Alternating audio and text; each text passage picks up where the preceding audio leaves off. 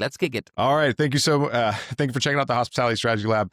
My name is Jason Luttrell. My guest today is pioneer in the field of understanding how your brain makes purchasing decisions. Please welcome Dr. Kai-Markus Mueller, a leading neuroscientist, professor, and the award-winning author of The Invisible Game, who developed the innovative neuropricing method. Dr. Mueller, thank you so much for joining us. Welcome to the show. Thank you so much for inviting me. Looking forward to this one. Okay, so tell me about your work. Well, my main job is being a professor of consumer behavior at a German business school, and I'm interested in how the brain makes purchasing decisions, how we prefer or don't prefer to buy this or that steak, to book this or that room, or to buy this or that drink.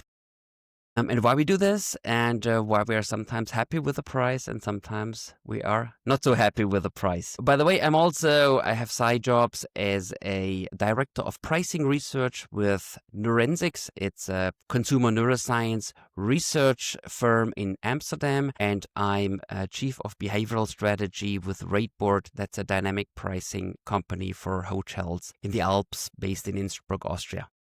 Okay, so you're not busy at all. Not at You're all. just waiting around for the phone to ring, huh? That sounds like 10 full-time jobs that you have. Kind of, yes. I also have a family. Wow. Okay. So, how does your work apply to? Let me just zoom out. How do people make decisions? So, how do people decide which cup of coffee to buy? That oftentimes depends actually on the choice architecture. So we believe that we go out to a store or we go out to a bar and we want to buy this or that coffee. However, it depends on which choices are presented to us, and that influences strongly which decision we are going to make. So a classic is you go to the cinema and there are 3 versions of popcorn. A large one that's somewhat overpriced and a small one that's also somewhat oddly priced. But then there's one that looks like the golden middle, and it seems to have just the right price. Suddenly, that looks like it's a really good choice, and that's the thing we want, right?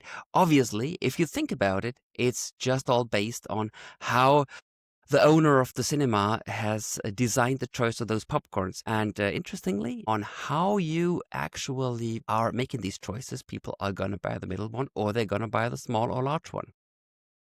Okay. Well, in America, of course, we buy the supersized version of everything, regardless of what the price is. It seems like we don't care. All right. All right. So one thing that I've always been bothered by is when I walk into a restaurant or a bar and I see just like infinite choices. How do you design how do you design the choice that you want people to make? A lot of choices are a problem. Why? Because our brain really dislikes making choices. It's hard work, you got to think, you potentially even got to calculate. And despite the fact some of us like numbers, really, we don't like to do this intuitively. It requires energy, actually. So, we also don't want to be forced to do something, right? So we ideally love the illusion of having made a decision. So if there is something that looks just like, oh, I figured out this is the beer I should be buying, then of course, if the host has been creating the choice architecture in a manner and in a way that this sounds like the right choice, then I feel like I have made this choice myself, and then I feel like, well, this is the right choice. Of course, the choice was indeed residing outside the outside my own brain, so to say. Here's maybe a little story to make this thing a little more intuitive and less theoretical. It's not from hospitality, but it has been actually demonstrated to work in hospitality in a very similar manner. So not so long ago, my cousin visited me, and he was wearing a new cashmere sweater. Now I'm talking European prices for sweaters, which are quite high. So he came to me and said it was 250 euros, so something like that, $250, $300 for this cashmere sweater.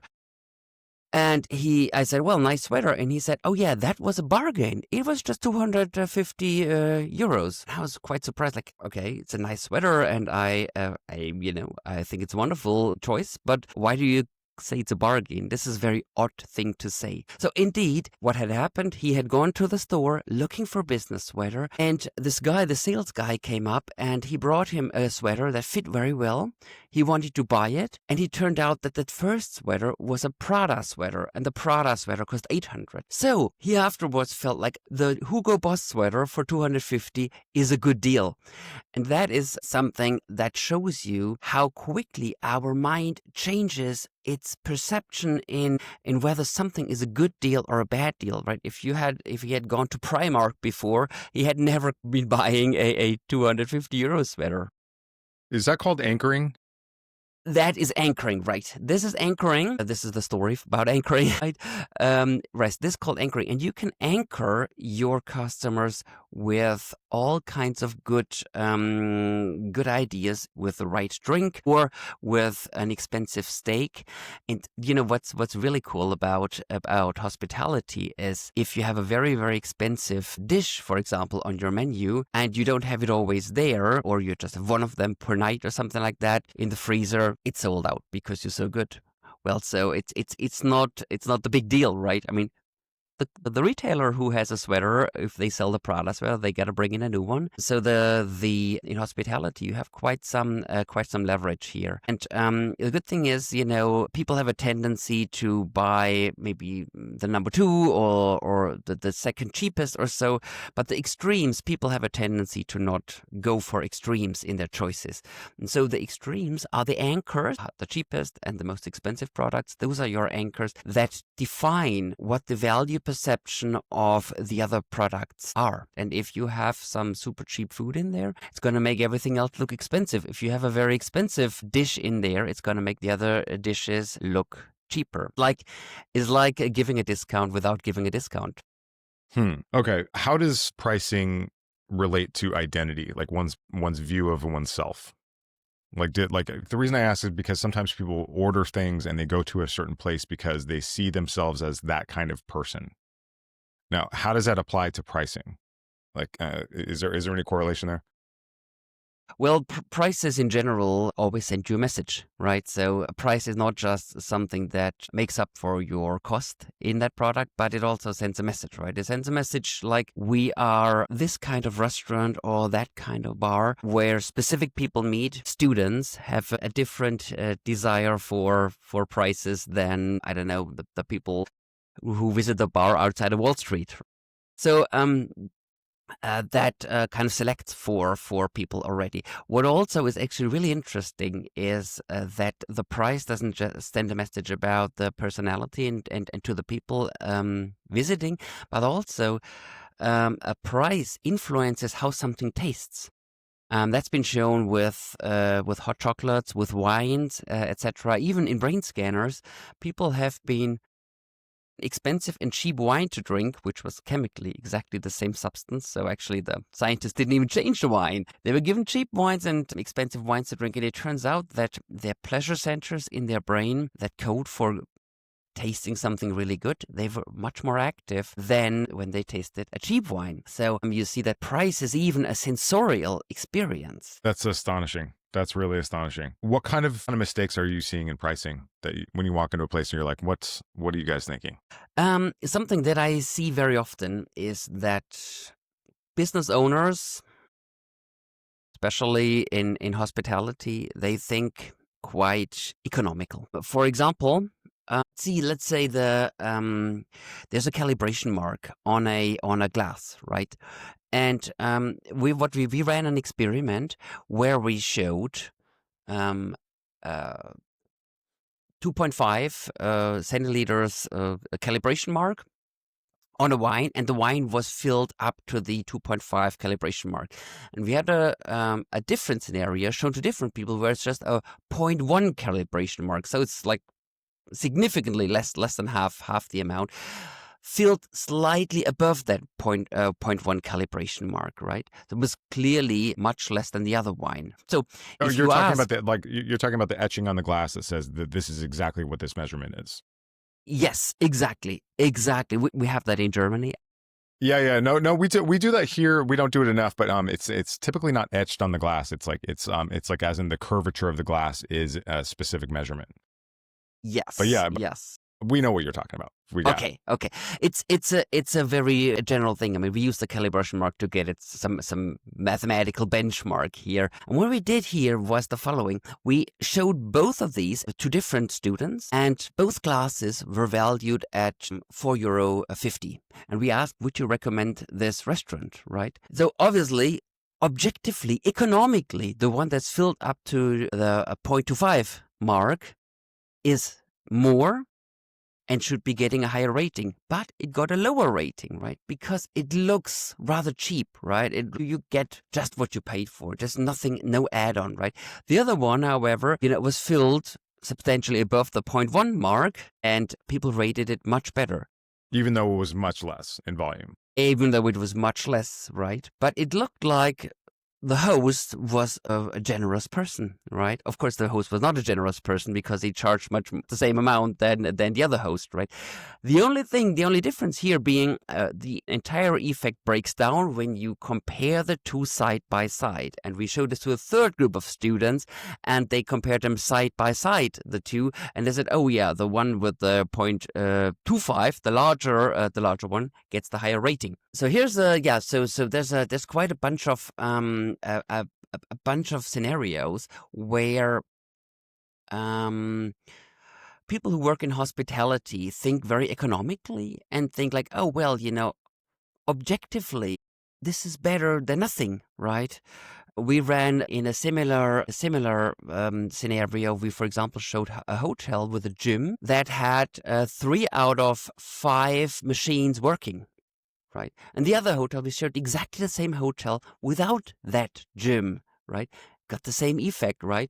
So a hotel that has no gym got a better rating or got higher willingness to pay than a hotel that had a gym that was slightly dysfunctional, right?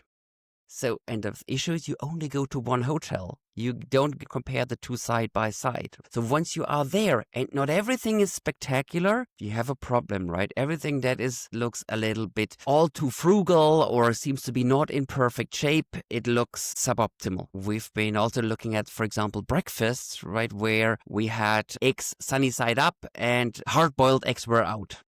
And it was it was worse than having no eggs at all in the breakfast, right? It's better you don't have any eggs than you have a menu where stuff wasn't working or buffet where the hard-boiled eggs were no longer served. Okay, so what if you just had one type of eggs that was done perfectly, and you didn't offer a choice? You said we do eggs one way. We only do eggs like this, but they're the best in the world. Like, does that impact the perception of quality? Yes, that's a decent way of marketing it, right? So, well, you can have 2 eggs as long as they are really good and everything's perfect as well. But I think to say we have a bunch of fewer choices. We have a good selection, but we have fewer choices, and everything we do is perfect is much better than having a lot of choices and then having a suboptimal preparation for these choices. Sorry, go ahead, please. Additionally, as I said before, the brain really doesn't like choices. So if you have this huge menu with lots and lots and lots of choices, you overburden the mind of the consumer. And in the end, you can only eat one schnitzel anyway. Well, what about the perception of choice versus actual choice, where you say you can have this extremely customized, individualized experience, but then guide people into this one narrow scope. Like I had a guest on actually yesterday, and he runs a series of bagel shops, and they have literally there's literally millions of variables. Like if you game it out, but people end up ordering the same 10 things, and they already know what they're going to order before they walk in the door. Does that increase the cognitive load, or is that wise? That's funny because it's one of the weird things about asking people explicitly what they want and conducting marketing research. If you ask people on the street, like, would you like to have a lot of choices? Would you like to have a lot of choices in your bagels? They would, they will say, yes, I want to have all the choices. I want to make all those decisions, right? But when you get in, it's much easier. You have these 5 or 10 versions, and they are called X, Y, and Z, and they have a fancy name, and then people will choose them. This has, for example, been very well studied with cell phone contracts, right? If you ask people whether they want to have a cell phone contract and have all the choices, they'll say, yeah, I want to choose the minutes, I want to choose the gigabytes download, and I want to make all these choices. But when it comes to the real sales data, people will never make these choices. They'll either take the S, M, or L version or XL version of the contract, large, and that's a predefined. That's a predefined right. It's an option, a predefined option, and they'll make this choice. And this is very similar to the bagel, and in any food we have. All right, talk to me about free. What does free mean? Free is something that makes our mind work differently. Typically, when we order something, we are in the economic mode. We think like we pay something and we get something. When you offer something for free, people will overvalue this dramatically. For example, giving people at the end of the service a free candy, free peppermint or something like that will increase their probability for tips, will increase their probability for positive ratings and for a positive experience drastically. In the European context, German and Austrian context is maybe the famous schnapps at the end of the food. Mm-hmm. The free schnapps. But yeah, so that's a classic. People will really overvalue this. Also, people really love things like free refills. That is something that people also have a tendency to overvalue, right? So classically, with flat rates as well as with free stuff, you often actually make more money because people overestimate the value of free. That's technically, that is also called, or that's closely related to a concept called transaction utility. So people don't just value the objective amount, but they actually value the deal itself.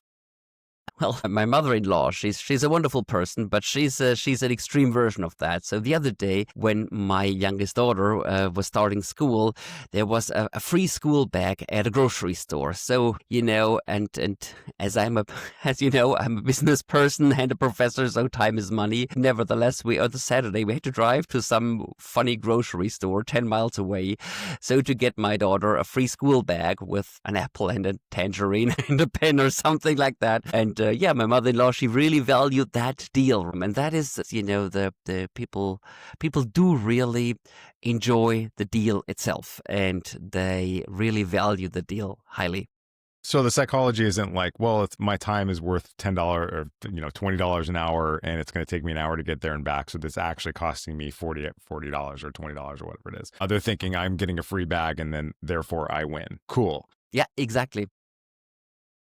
I mean, my family is quite frugal, and my dad would drive 20 miles out of the way to get 5 cents off a gallon of gas. So I totally get that. And that's called transaction utility. I've never heard that before. Yeah, it's basically you value the deal itself. Right. Over the exclusively, it's one of the reasons without considering anything else. Yeah, it's one of the reasons why you pay for one of the same beer, 3 times the price, whether you buy it from the grocery store or you buy it at a fancy resort. Okay. All right. What about free as an enticement? There's a couple different layers of free that I wanted to explore with you. One of them is free as an enticement, as in come in, buy one, get one free, or come in for a free thing in order to do this. Like it's kind of like and then the other one is free as a surprise. But let's start with the first one. Like, what's free as an enticement? How does that work? Okay, great. So free as an enticement works well. It works much better than discounts. Actually, what you have to watch out is that you don't attract the wrong crowd, right? You don't attract those people that you you don't train people to become bargain hunter, and you don't attract only the bargain hunters.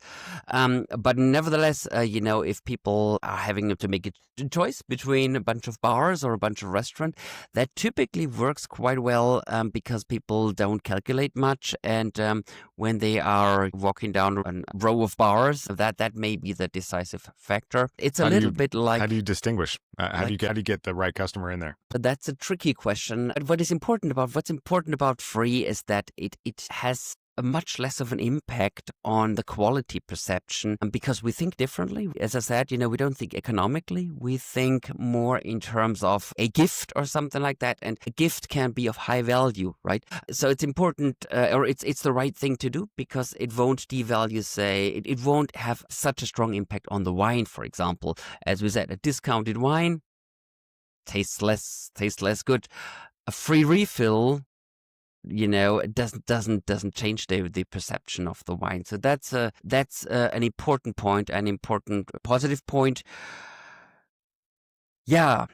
All right. Well, And let's yeah, get into free as a surprise, and I'll give you an example here. I referred to this example a million times. One of the best bars in the world called the Dead Rabbit, and if you walk into their cocktail bar on the second floor, it's widely considered one of the best bars in the world, reinforced year after year after year. And one of the things that they do is the first thing that they do is they give you a small taste of something. We call it in the business, we call it a splash, or we call it an amuse.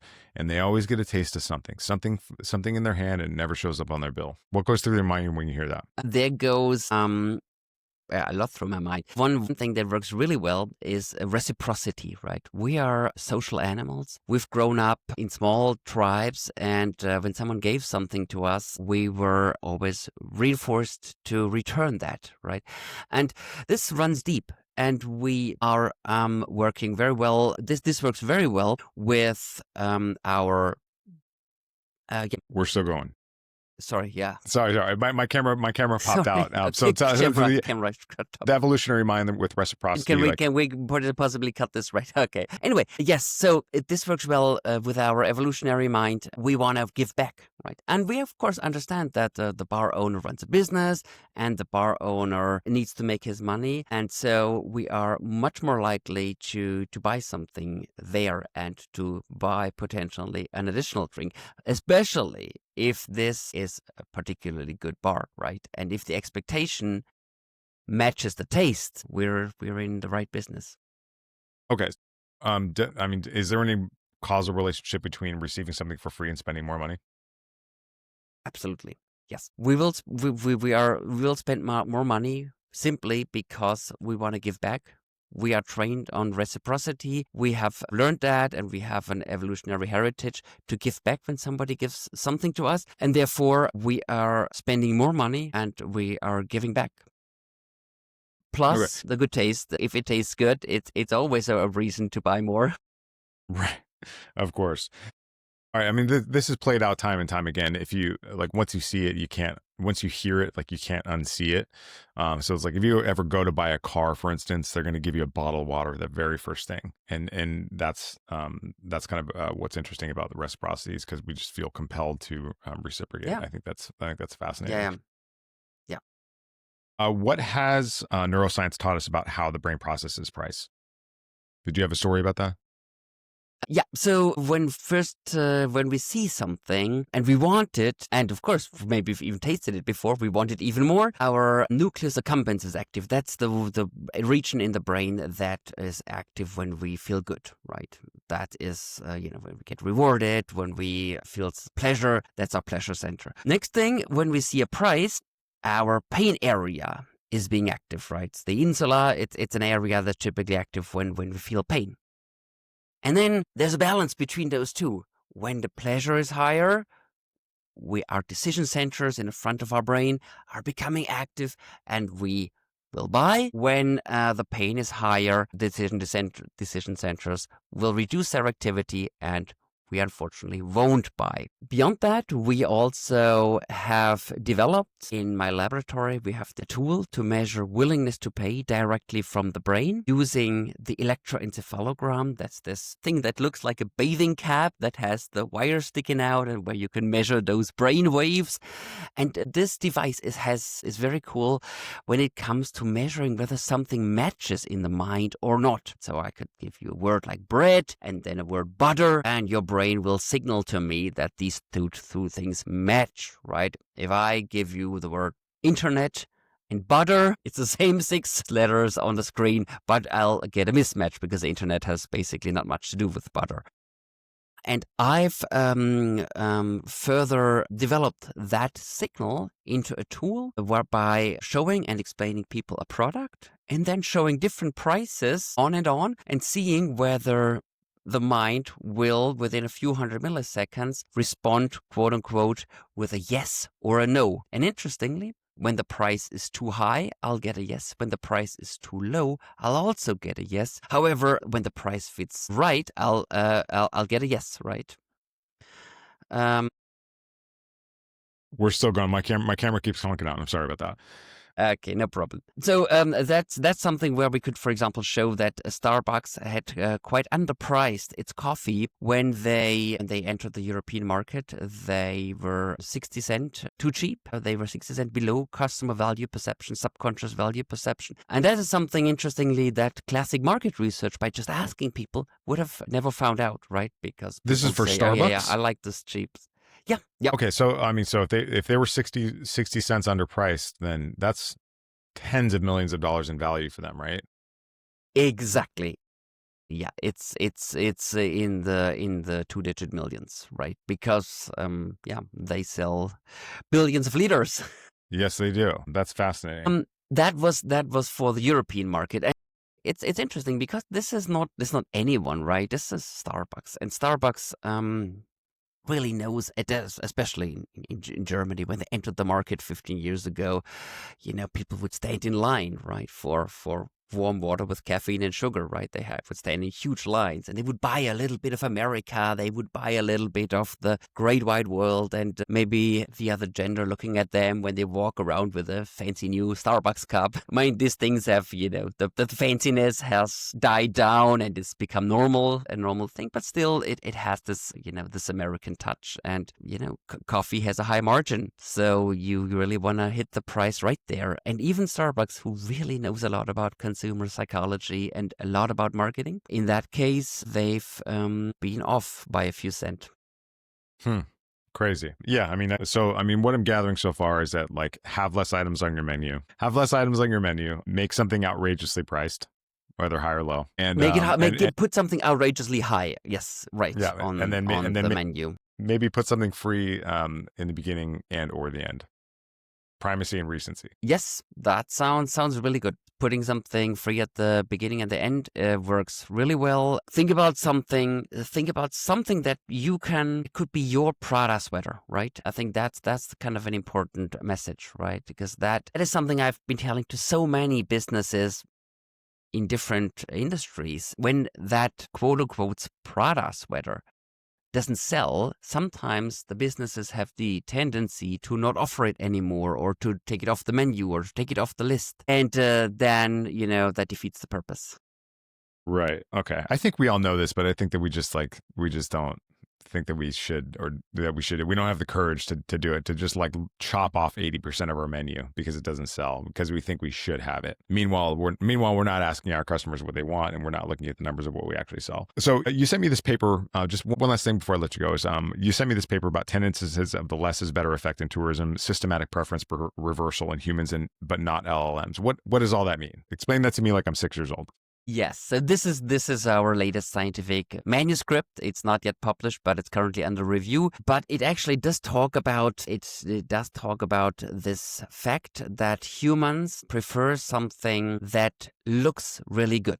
Like we had the story about the calibration mark, for example, an ice cream that is filled up fully is preferred to an ice cream that is in a much larger cup, but not filled up fully. So in this case, humans, when they just look at this one item that looks good, but is objectively less, they will prefer what is less. For example, the hotel that has no gym at all, over the hotel that has a gym but two dysfunctional devices in the gym. The effect breaks down or reverses when you show both of these things side by side. Then they'll choose the objectively better piece. And interestingly, we've been showing all these effects. We've created 10 of these effects, and all these effects, we've shown them to AI models like Perplexity, ChatGPT.